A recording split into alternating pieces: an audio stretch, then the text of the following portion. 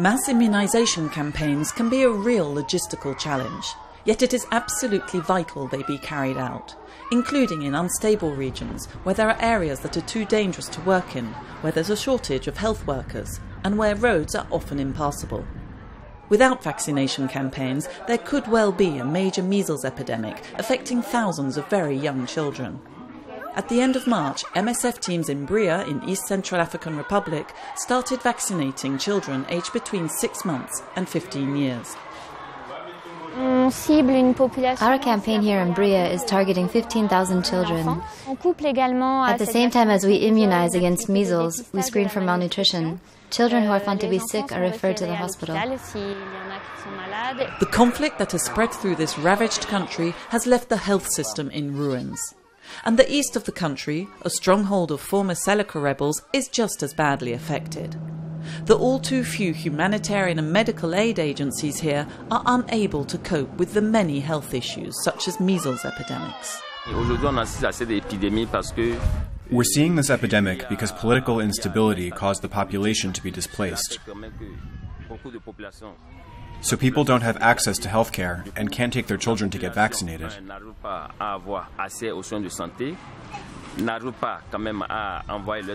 They're scared to leave their homes to go to health centers. It takes just one case to go unnoticed for measles to spread like wildfire. In August 2013, MSF was working in Bria, responding to the seasonal malaria peak. The programme was scheduled to last just a few months. But meanwhile, the country was descending into a spiral of violence, and the few remaining medical facilities were no longer functioning. 2 years on, the situation remains critical, and the teams don't expect to leave Bria anytime soon.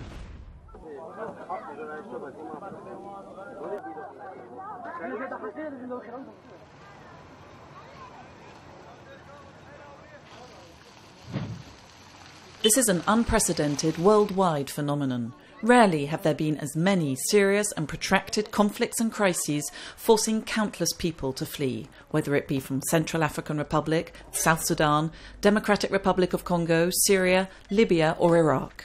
In the countries where we work, we've never witnessed so many refugees or displaced people forced to flee.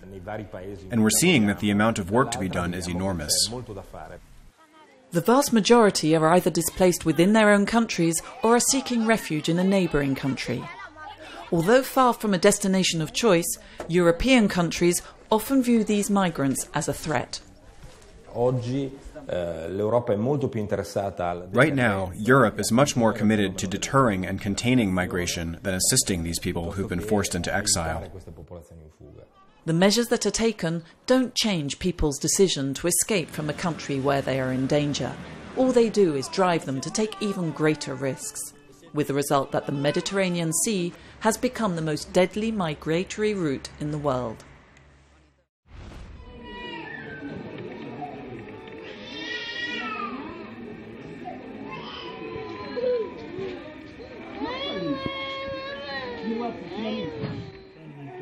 The paediatric unit at Rutshuru Hospital is only just beginning to empty.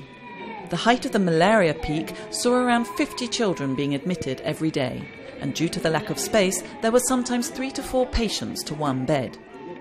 Rapid diagnosis is the key to successfully combating this parasitic disease and to prevent it from becoming fatal. Some people always first consult traditional practitioners or go to prayer rooms, so they come late to the health center.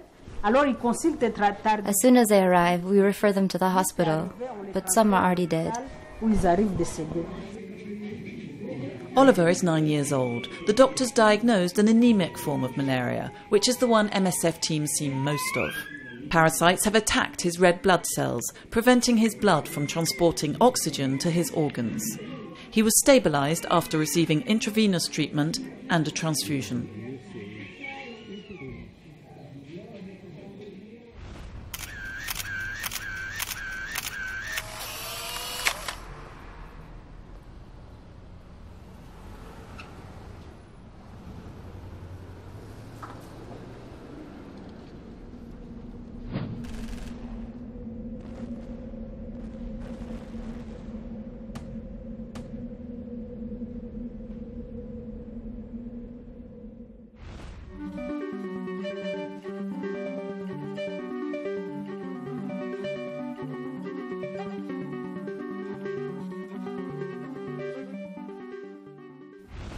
Measles, pneumonia, diarrhea.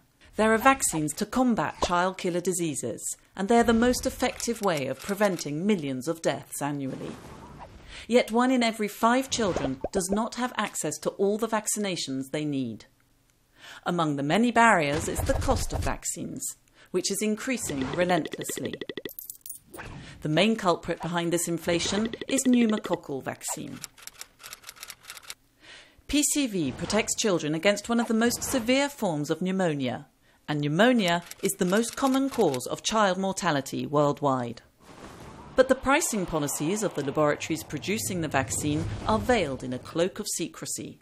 To better understand, let's go back to the beginning of the process. PCV starts its life here, in one of the 2 laboratories that manufacture it. Their quasi-monopoly enables them to charge high prices without disclosing their real manufacturing costs, with the result that buyers are forced to negotiate blindly. There are 2 purchasing strategies for PCV. Firstly, countries purchase it as part of their routine childhood vaccination programs. Low-income countries have temporary access to the vaccine at a reduced, partially subsidised cost of $21 per child. Some of these countries could lose this support in the coming years and may no longer be able to afford the vaccine. Other middle-income countries, considered too rich to need help, have never been able to afford to provide the PCV vaccine to their children. Secondly, PCV is used by humanitarian organisations in emergency situations. But they too are charged prohibitive prices for the vaccine. For example, in 2013, MSF wanted to immunise children in South Sudan's Yida refugee camp. But despite lengthy negotiations, the organisation was unable to acquire the vaccine at an affordable price and had to restrict vaccination to under 2-year-olds, rather than providing protection to all children up to the age of 5. MSF has been campaigning for 5 years for PCV to be made available at an affordable price and is now calling for more transparency about the manufacturing costs and the pricing policy in different places around the world. But most of all, MSF is demanding that PCV be made available at a maximum cost of $5 per child.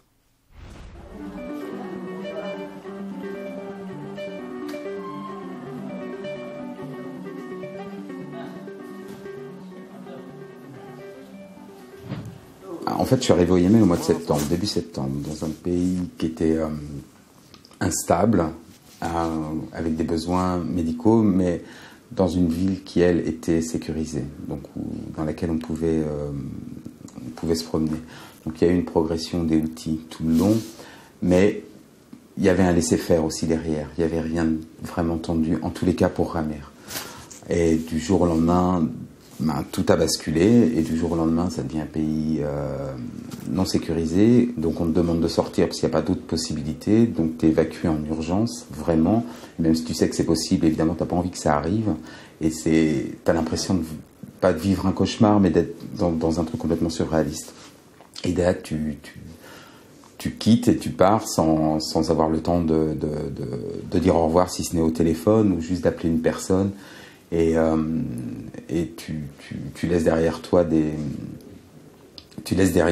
amis, finalement, parce que ça devient des amis. C'est plus fort qu'un simple lien hiérarchique ou de travail. Et eux, tu les laisses dans un merdier. Et toi, tu te casses, donc c'est bien beau, tu as ta petite souffrance, et puis tu as tes petites larmes, mais toi, tu es en sécurité, eux ne le sont pas. Et tu peux rien faire, quoi. Et ça, c'est